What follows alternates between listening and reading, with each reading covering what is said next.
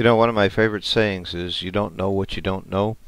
Well, about maybe 30 years ago, after playing backgammon for about 20 years, I figured out that there were some things in this game I didn't understand because I was waiting around for a bridge game, because that was my game back then, and a gin game, which is also my game, at the Cavendish Club, and I found myself playing in a backgammon game with a bunch of people you might not know. Howard Markowitz, of course, was there. Taki, Dean Munch, a few other top Chicago players. Greg DeFotis was one of them, and Bobby Anderson, who was considered to be the best player in Chicago at the time. Hal Mauser.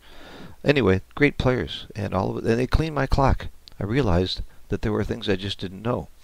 So, being a bridge player, I called another bridge player that I respected, who I also knew had a little bit of information on backgammon, a guy named Kit Woolsey, and got my first backgammon lesson.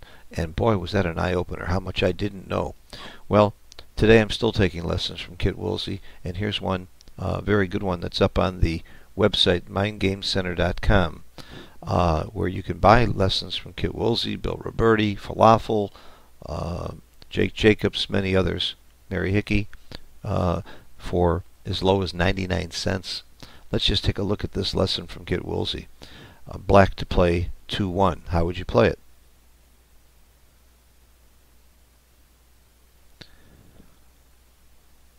Well, if you took a checker off the 3-point, join the crowd.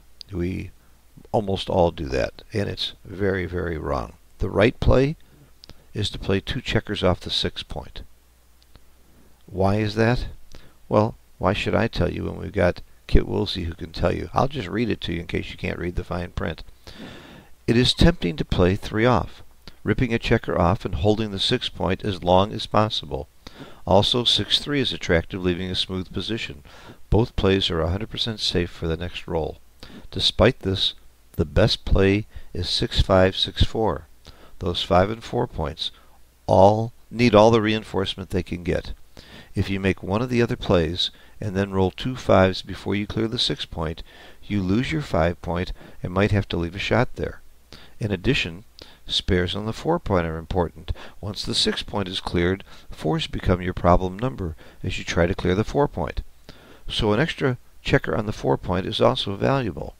6-3 is better than 3 off, because once both the 6 and 5 points are cleared, 3s will become a problem number once you try to clear the 4-point. The key to this position, as Kit is illustrating here, is looking ahead not just one roll, and looking to see what your problem numbers are, and looking at your overall goal is the biggest thing about bringing it home safely. And by the way, that's the title of this lesson by Kit, Bring It Home Safely. And the whole thing here is you really want to clear from the top. If you clear your 5-point or your 4-point or your 3-point before one of the points above it, your odds of leaving a blot go way up. Your 6-1, your 5-1s, your 4-1s, all those numbers all of a sudden leave shots when you get down to 2 checkers on the higher point. So knowing which numbers are going to be critical to play later is the key in positions like this. And I have dozens of examples from Kit, and of course there's others on this website, mindgamecenter.com, where you can learn about identifying the critical number and why you need to play to that point.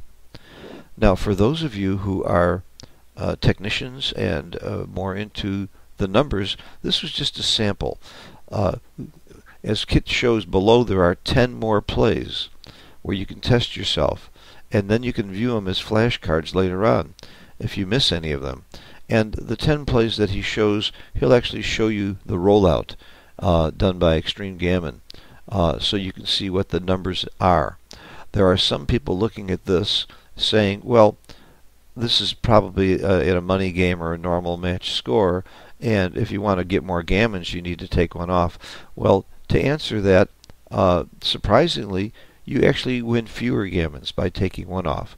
The reason is, the number one way to not get gammoned here is to get a shot and hit it, and you're going to leave more shots by making the wrong play as opposed to Kit's play. I did put the position in so I can show you the actual numbers. By taking a checker off, you win gammons 1% less. So you win more games and you win more gammons with Kit's play.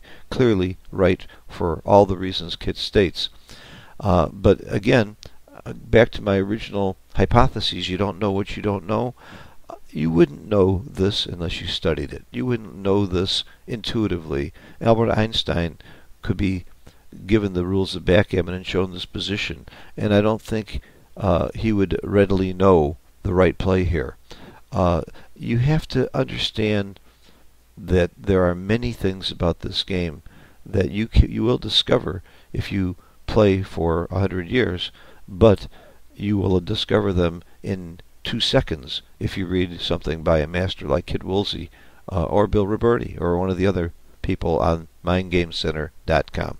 Yes, this is a blatant ad for the site, and the reason I can do this on the USBGF Facebook page is because Mind Game Center contributes to the USBGF, is endorsed by the USBGF, and vice versa. And we applaud authors like Kit and Bill that are donating a portion of their income to the USBGF as well. Thanks for watching, and we'll see you next time. Any feedback would be helpful. www.mindgamecenter.com. It's also available on your Android, and you can view it on your iPad. On the Android, it's called Backgammon Tutor. Bye-bye.